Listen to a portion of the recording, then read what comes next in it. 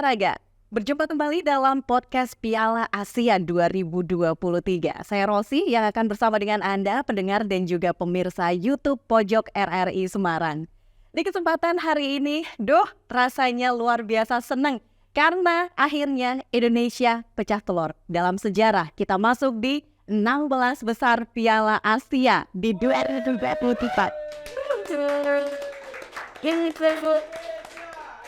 Bangga sekali rasanya, bangga, merinding, terharu. Tapi kita akan langsung ngobrol bersama dengan wartawan senior olahraga. Ada Bung Amir Mahmud. Ya kayaknya hari ini juga luar biasa bahagia. Senyum terus dari tadi. Bung Amir, salam olahraga. Jaya. Bung Amir, gimana nih akhirnya setelah sekian lama dalam sejarah Indonesia masuk di 16 besar Piala Asia 2023?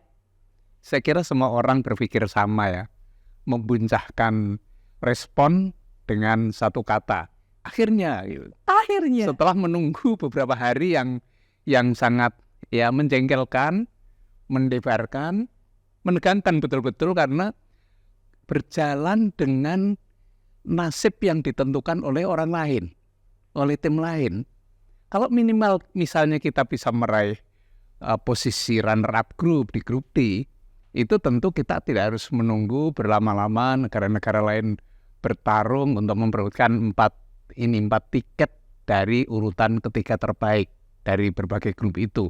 Nah, yang kemudian menjadi surprise itu kan ketika kita kemudian menjadikan pertandingan-pertandingan dari grup lain yang menentukan itu juga menciptakan ketegangan bagi kita. Padahal kita sebenarnya tidak ada urusan dengan mereka itu, tetapi karena kita ada kepentingan untuk bisa meraih tiket 16 besar itu atau tidak. Nah, akhirnya bisa, dan mengapa ini menjadi sesuatu banget? Karena memang dari kepesertaan tahun 1996, beberapa kali Piala Asia, ini adalah sejarah kali pertama Indonesia bisa lolos dari babak grup ke babak gugur ke 16 besar. Ini patut disyukuri tentu saja karena kalau kita menyambung podcast kita yang terakhir, menurut saya kali ini Timnas Garuda meraih takdirnya. Meraih takdirnya, satu kata yang kayaknya juga penuh harapan, Bung Amir, nantinya ketika kita harus melawan Australia yang notabene juga mempunyai peringkat yang jauh lebih tinggi dari Indonesia. Tapi sebelum itu, Bung Amir, saya juga mengikuti media sosial dari Timnas Indonesia ketika para pemain kemudian mengetahui hasil yang memang ditentukan oleh tim lain. Tapi kemudian mereka berlari dan menuju ke kamar Coach Sintayong. Dan ini membuat terharu karena mereka berpelukan. Kemudian mereka juga bersemangat untuk menjalani laga berikutnya. Bung Amir, sejauh ini bagaimana kemudian racikan dari Sintayong ini nantinya untuk menghadapi Australia? Ya, menarik kemarin dari respon pemain dan kemudian pernyataan pertama Coach Sintayong ini setelah memastikan kita memperoleh tiket. Jadi kerja keras pemain kita di dalam 3 laga, walaupun 2 kali kalah, itu ternyata menjadi ikhtiar yang didengar oleh yang di atas. Ini sungguh pernyataan yang bijak karena beliau tidak menafikan bahwa ada kekuatan lain yang juga memberikan kesempatan kepada timnas Indonesia ini untuk berlaga di lebih dari babak grup. Ini tentu saja akan memberi kekuatan spiritual bagi kita pemain supaya selain berusaha, berikhtiar, bertanding dengan penuh perjuangan, itu juga kita berharap dari kekuatan doa juga karena kita adalah orang-orang yang beragama. Itu saya kira Coach Sintayong ini mengajarkan sesuatu yang sungguh mengejutkan ini bagi saya kemarin ketika menyatakan itu. Dan luapan kegembiraan dengan cara yang mereka rayakan kemarin di kamar Sintayong ini adalah sesuatu yang menunjukkan kekompakan, satu paduan bahwa mereka ini akan mencoba untuk memberikan yang terbaik untuk menghadapi lawan yang tidak kalah baiknya. Karena kemarin Jepang kita kalah, Jepang itu peringkat 17, sekarang ini Australia. Ini adalah negara dengan peringkat yang juga bagus, 23. Mereka juga pernah juara pada tahun 2011, kemudian 2011 kalau nggak salah ya. Kemudian 2015 itu juga menjadi runner up, dan Australia ini 5 kali ikut putaran final Piala Dunia dengan hasil yang bagus juga. Tahun 2006, kemudian 2022 ini lolos ke babak kedua, lolos ke 16 besar. Oke, sedikit tarik mundur ke belakang Bu Amir ketika kita kalah 1-3 dari Jepang. Apa-apa saja yang harus diperbaiki begitu ketika kita sempat ber-WhatsApp gitu, ada beberapa hal yang kita bahas tentang melawan Jepang. Ini bagaimana Bung Amir? Apa-apa saja celah yang harus kita tutup untuk selanjutnya kita melangkah menuju melawan Australia? Ya, salah satu yang menonjol penyakit timnas kita ini adalah mudah kehilangan bola. Mudah kehilangan bola ketika lawan dominan, memang ada faktor kemampuan individu lawan ini yang di atas kita baik, sehingga ada pressing tinggi yang mereka lakukan. Pressing tinggi itu adalah pressing yang sampai memasuki daerah pertahanan kita. Itu yang kemarin menyulitkan kita untuk keluar dari tekanan, sehingga sulit melakukan balasan, serangan balik. Ini persoalan yang pekan lalu kita ulas mengenai transisi. Transisi ini juga penyakit, karena setelah menyerang, ketika kita harus kembali bertahan, ada celah waktu.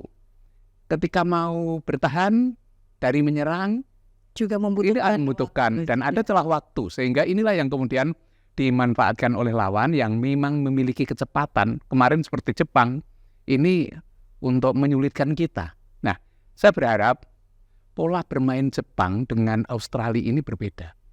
Australia ini tes Eropanya ada.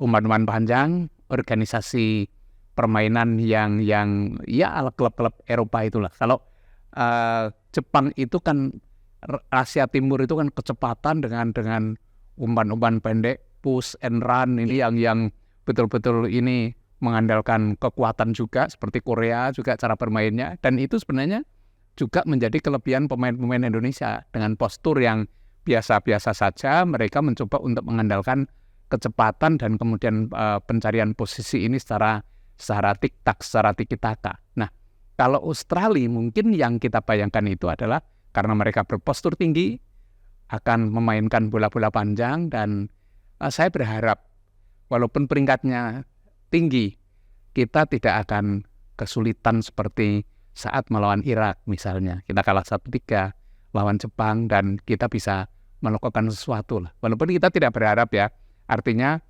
sudah sampai 16 besar ini sudah baik, tetapi jangan berhenti di situ. Tapi ayo kita ini melakukan yang lebih dari itu, mumpung ini ada kesempatan yang tidak bisa, yang sulit untuk terulang, saya kira. Baik, jadi dengan kata lain ketika nanti kita akan menghadapi Australia, sebaiknya dengan bola-bola pendek, dengan permainan cepat, tidak memberikan kesempatan untuk umpan lambung dan sebagainya, untuk bermain tinggi begitu? Iya, maka saya percaya kenapa Coach Sintayong ini selalu menekankan masalah fisik ya. Fisik, karena memang pola karakter permainan yang dia terapkan di timnas kita itu maunya seperti Korea, yang ada kecepatan, ada pressing yang juga tinggi, mengganggu pemain lawan yang membawa bola supaya tidak bisa berkembang, dan kemudian ada dominasi bola di tim lawan. Nah itu nanti kalau kita lakukan, artinya kita harus berani duel 1 lawan 1, harus berani mengorganisasi pertahanan ini, jangan sampai membuat blunder lah ini.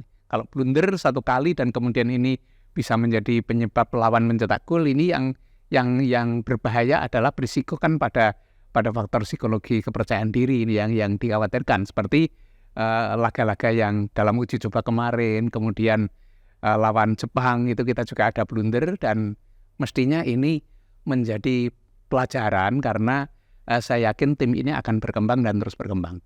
Baik Bung Amir, kemudian kalau kita bicara soal pemain-pemain yang belum diturunkan, menurut Bung Amir bagaimana ini nanti pada saat melawan Australia? Apakah ini juga bisa menjadi gebrakan dari Coach Sintayong?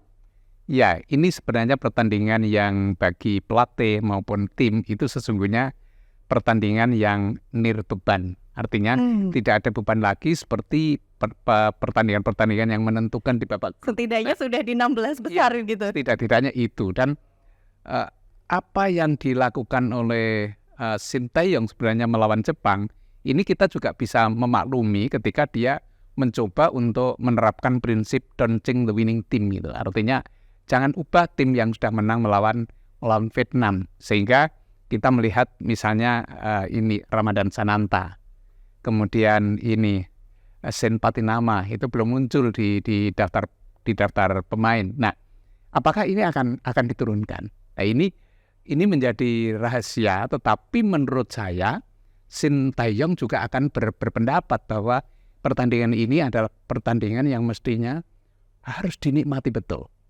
Harus dinikmati sebagai happy game dan bukan sebagai beban. Siapa tahu dengan pendekatan yang semacam ini, pemain bisa bermain dengan kegembiraan, itu nanti akan menghasilkan satu sikap bermain yang berbeda, lebih lepas, tanpa beban, dan setiap substitusi yang dilakukan oleh pelatih ini nanti juga akan memberi kesempatan kepada pemain-pemain yang belum pernah tampil ini bisa tampil, dan siapa tahu mereka ini juga bisa menjadi kekuatan yang mengejutkan ketika ditampilkan. Kita kan belum pernah melihat Sen Patinama bagaimana, kemudian Ramadan Sananta untuk kiprah melawan tim-tim yang elit seperti ini. Oke. Satu yang menarik dari Bung Amir, dikatakan bahwa enjoy, menikmati game nantinya bersama dengan Australia, dan mudah-mudahan ini juga bisa menjadi salah satu motivasi juga ya untuk pemain-pemain Indonesia. Baik pendengar dan juga pemirsa Pojok RRI Semarang, mari kita doakan bersama untuk Timnas Indonesia mampu memberikan yang terbaik di 16 besar Piala Asia 2023 saat melawan Australia. Jangan lupa sekali lagi untuk Anda, kami tunggu juga jawaban dan tebak skor di channel ini. Sampai jumpa dan salam olahraga.